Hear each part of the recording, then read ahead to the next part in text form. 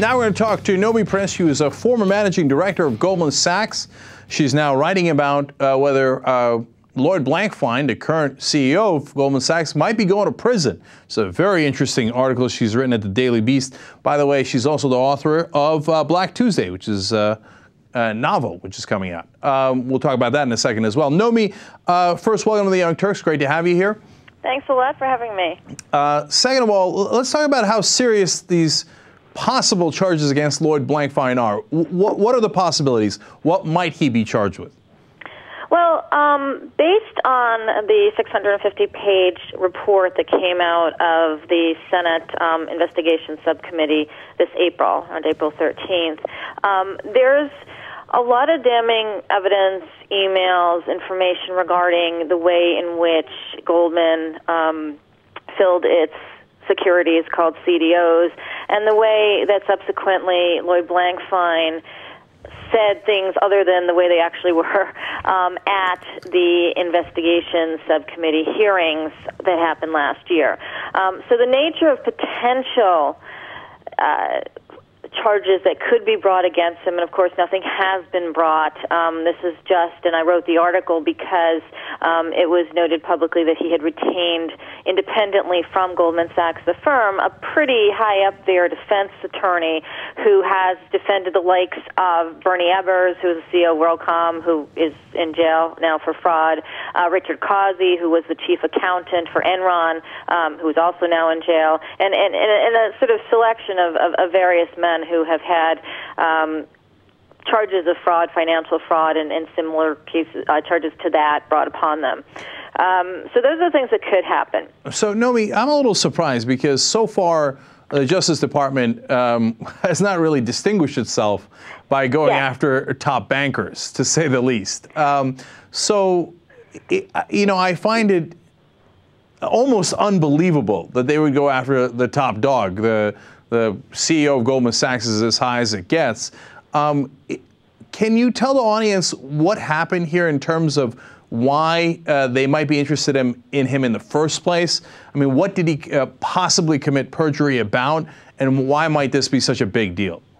Well, first of all, I got to say, I am right there with you, and everything I've written and said has been pretty much to the effect that the Department of Justice, the SEC, everybody in Washington, the Fed, the Treasury Department on up, has treated Wall Street not with very little gloves, but basically with golden bailouts. And so obviously there hasn't been any real charges brought. There was a small fine that was brought by the SEC, $550 million against Goldman for one of the deals that is mentioned in the 650-page subcommittee report, for a deal called Abacus, in which Goldman, under Lloyd Blankfein, CEO, neither admitted nor denied nor really said anything about any wrongdoing. It was just a fine.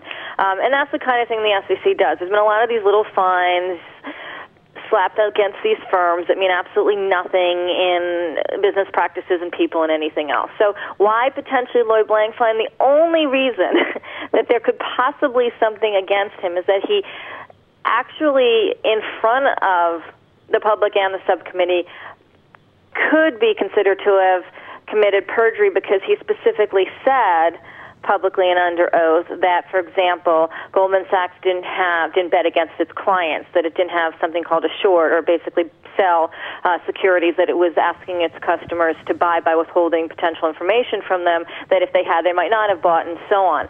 So there's a real fine line between whether that perjury can be proved, and I believe that fraud needs to be proved in order for perjury to be proved, and that's where we get back to our old Department of Justice that doesn't tend to do very much. So it's one of these things where, the fact that Lloyd said to the subcommittee that the firm wasn't really short, when scores of documentation show that it was significantly short, that it didn't bet against its clients. Well, it did bet against its clients. Even the little slap from the SEC, which didn't have any charge attached to it, could be construed to indicate that there was missing information, at the least, in the documentation for one of the deals, the Abacus CDO deal, which is in the subcommittee report. So let's put it this way. If I was running the Department of Justice, I could come up with a case.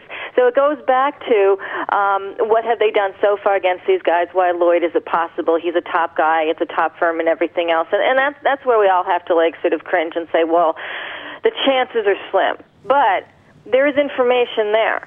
And it's public information, and it is in this report. Right. That's where we have to kind of say, once maybe, we've got all this other stuff going on, maybe isolate someone at the top, maybe you charge them, maybe you take it to trial. It's been done with other major frauds. It's not been done with Wall Street. It's not likely, but there is information there that I think could be put into a charge. Right, and the fact that he's lawyered up with such a lawyer leads us to believe that at least he thinks it's possible. So, he's afraid. And it's not Goldman's lawyer. It's a separate lawyer. And this is a lawyer that specifically, he's either had people who've gone to jail under similar, fraud-type cases, or he's really obfuscated what's been discussed in front of a jury and gotten people off. For example, the number 2 guy at Tyco was represented by the same lawyer, and he had a whole bunch of fraud and sort of stealing from the firm and messing numbers up and everything else, and he got off because the case was made in such a confusing manner, and the CEO of Tyco, Dennis Kosowski, is in jail. He was represented by someone else. Right. So, Nomi, when you were at Goldman, did it have this same culture of, yeah, sure, we bet against our clients, who cares, and we make money off it, or did the culture change at some point? Well, see, I worked under the division that Lloyd ran. So the culture that I knew at Goldman was Lloyd's culture. And, the president of Goldman now, Gary Cohn, was my boss's boss, and so on. So the guys that went up the chain of Goldman and now run the firm were the guys who were like all of my bosses. And their mentality hasn't changed.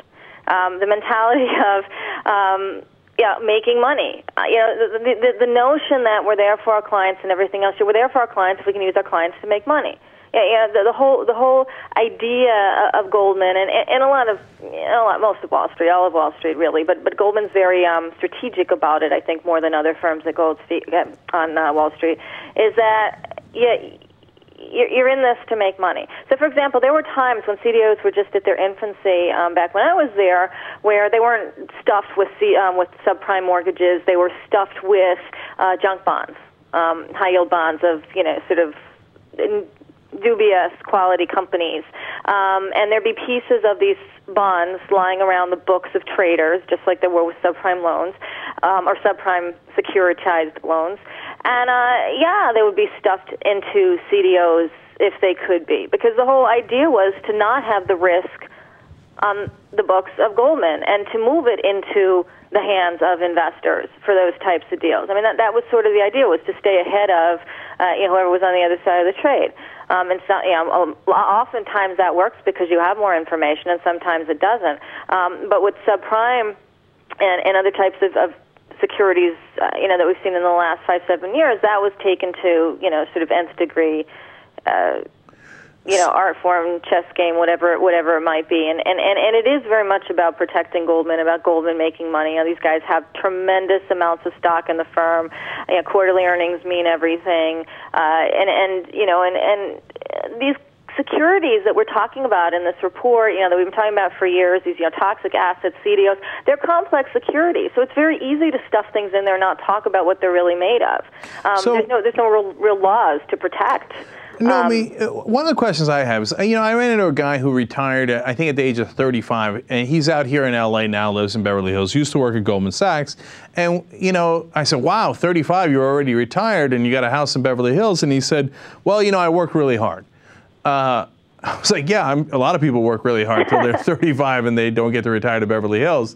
But it was an interesting viewpoint into how they view it, right? And I know that the Wall Street executives got really mad at Obama for calling them fat cats, even though he's done nothing but huge favors for them, right? So, you were there. When you were there, do they really believe it? Have they internalized it like, well, of course we get to do all this stuff. Of course we get to make all this money, even though we're not doing anything productive. And of course, sometimes we get to bet against our clients and screw them over. and we're still the good guys. Do they think that, or do they think, well, we're not the good guys, but what are we going to do? You know, you're giving them a lot of credit for depth here. You know, there's not really an either or. It's just sort of like, we can do this, so we will. And you know, clients are sort of a part of it, and you know, they're the sort of other side of various trades. They're the place where fees come from and everything else. And these are guys who, you know, will argue. You know, and I know example of someone, he doesn't work there now. He's a partner there. They literally argue about, you know, how many inches of property they have next to, you know, conjoining properties, like in front of a beach, where someone might have a couple inches that really belong to someone else. They're both, you know, partners at Goldman. They have like fights over. You know, these are people that feel completely entitled to what they believe to be theirs. They don't really think about the other side. It doesn't matter, you know, what's happening, you know, to someone else. And I can tell you, because I mean, I've worked as a writer now for 10 years, and I work a hell of a lot more. You know, struggling to get pieces out and get information right, and you know, and talking. You know, I work harder than I did at Goldman. The difference is, and why they perceive themselves to be working hard and deserving of it, and we all know you don't make as much for writing a piece as one could for closing a CDO deal, you know, is that the money's there to be made. And if they can figure out a way to make it and are fine with that and don't think about the implications or how they have to manipulate either each other or their clients or the hierarchy in the firm or whatever else it might be, it's fine. It's right. The way it is. That's really interesting, actually. I'm glad we talked about that. Nomi Prins is the managing director, was the managing director at Goldman Sachs. Since then, she's a best-selling writer. She's written It Takes a Pillage, Other People's Money, and Jacked. Those were all nonfiction. And now you've got a book coming out called Black Tuesday, which is a novel. Is that right, Nomi? Yeah, that's right. It's a historical novel. It's coming out this October. I think it might be available for pre-order shortly, but it is about the stock market crash in 1929. It's very much about kind of what we're talking about, that dichotomy between people on the ground, you know, like real people who have like real economic problems and are really struggling, and the people who, or one individual commits a fraud who kind of just covers it, and like how both sides explode, you know, on the eve of the crash, and then what happens going forward into the Depression. It's very scarily parallel to what we're seeing now in terms of, you know, things that get committed, the ways in which they're committed, the sort of entitlement that and power that certain bankers might feel, and the way in which it impacts the lives of people they wouldn't ever come into contact with, and didn't then and don't now. You know, that's so right, because the history I've read about before the Great Depression, the bankers thought they were untouchable. They were incredibly indifferent to the consequences of their actions, and they thought they were invincible. And they had this great sense of entitlement, and they came to find out otherwise. Now, we had the same thing in 2008, except they didn't come to find out otherwise. They came to find out that buying the government was a great investment.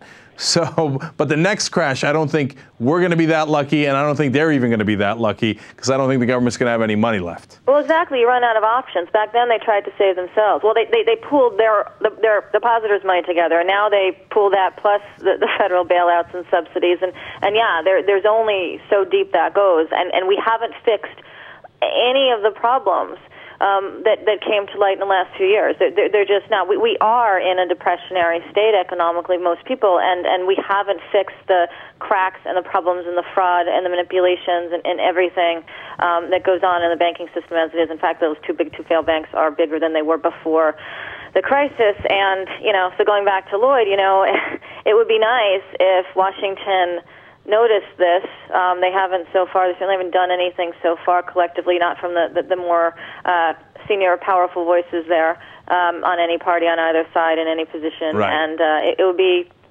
good for the rest of us if they would. Yeah, well, the only quibble I would have is that it's not that they didn't notice, it's that they get paid by the same guys. So, yes, this is very true. And then they go back and talk to them for lots of money. Exactly. So, all right, Nomi Prins from the Daily Beast, her article is Could Blankfein Face Prison? And her new book, Black Tuesday, comes out in October. So thank you so much for joining us on the Young Turks. Really appreciate it. Thank you so much.